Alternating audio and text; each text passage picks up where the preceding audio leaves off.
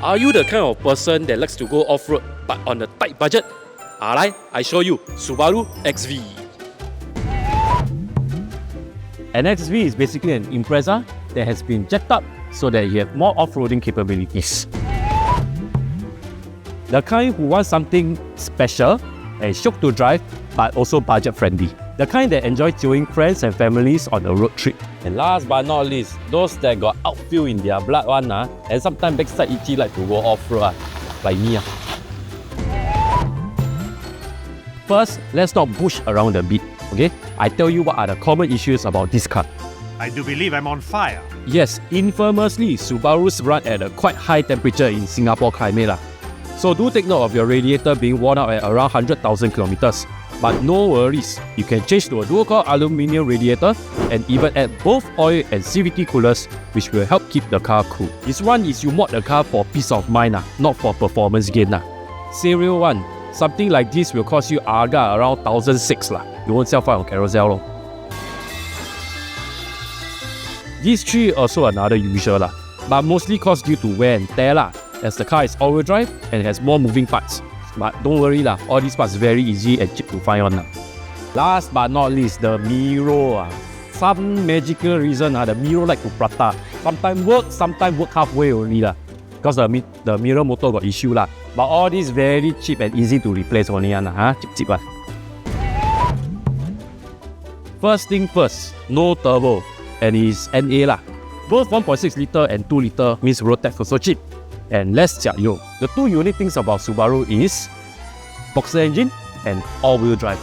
Yes, I know some of y'all will say all-wheel drive in urban setting pay extra in Singapore. But trust, you go try. With the low center of gravity from a boxer engine and permanent all-wheel drive system working in tandem, you understand how much more stable Subarus are through a turn. Also, you can be like me and drive confidently through floods during our monsoon season. Pay is key. Buying a Subaru, you value these three things: space, build, and safety. Space! Despite being a crossover, the XV offers ample space for families and cargo space compared to other Japanese competitors. Built in a century. I know some of you boomers will say, good ne? Then you all reference the 2000s Impreza build quality. Hey, come on move ahead with times Hello! Subaru these days offer near premium material like soft touch plastic and fabric compared to other Japanese brands, which gives it a more premium feel. Plus people use it for off-roading, so it's made to withstand harsh conditions. So you basically get semi-atas. Safety is a #1 priority. If you didn't know, Subarus are one of the most value for money in terms of safety. These modern day Subarus are Jipei Teng one. They are designed with a strong reinforced structure that really eat the impact when langgar. With a total of 7 airbags all round, including airbags in an entry-level Subaru.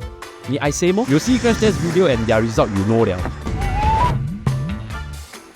So you decided to buy a car. So what must you do next? You must do PT inspection.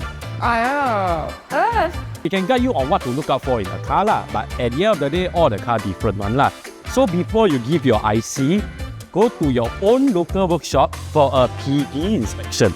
If you don't have one, why not try CO2 Garage? Operated by Roy, who happens to be a Subaru owner himself, he knows the quirks of Subarus and will be able to best advise you with his team of mechanics.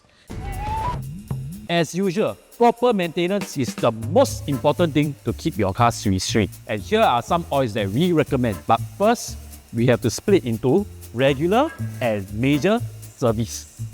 This is for your own good. So for regular service, we recommend the MOTUL #100 Plus.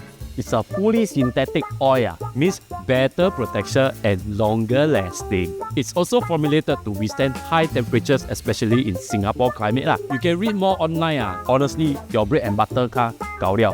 Do you want to upsize? All this also important, but not regularly. All this recommended around 40,000 kilometers. So what you need to change is your CVT oil, your differential oil, and your brake oil. Being an all-wheel drive, you have an extra part called differential. Basically, it's a thing that helps you spread power to your 4 wheels. So as usual, moving part requires lubrication too. Gearbox CVT oil, Compared to other CVT gearboxes, Subaru ones are way more durable and easy to drive. However, this is not an excuse for you to not change the fluid. Trust me, spend the money now rather than wait till your CVT fails. Then you have to spend 4 digits on it. Finally, brake. This one make or break. Yes, important. Brake fluid also can finish one. This one don't play. One day your car fail to brake, you will think of this video now. So if you like SBS and affordability, then the XV is for you. But if you like to prata, then okay lah, I recommend other cars for you lah.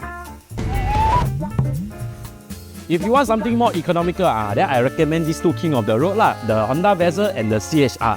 But then a lot of PHV unit lah, so you don't know how jialat the cars are lah. But go ahead lah. Another car you can consider is also the Suzuki Vitara lah. But in the market, only got some is all-wheel drive lah. And the interior is a bit Mazda CX-3. The interior also comparable to Subaru lah. Got better feel and touch.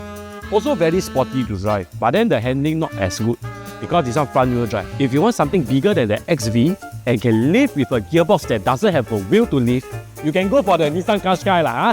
Go lah! So thank you for watching, and if you somehow find this video informative, then all the best to your next purchase lah. So let me know what cars you want us to go through lah, and then comment down in the comment section below lah. But please don't fight over what type lah.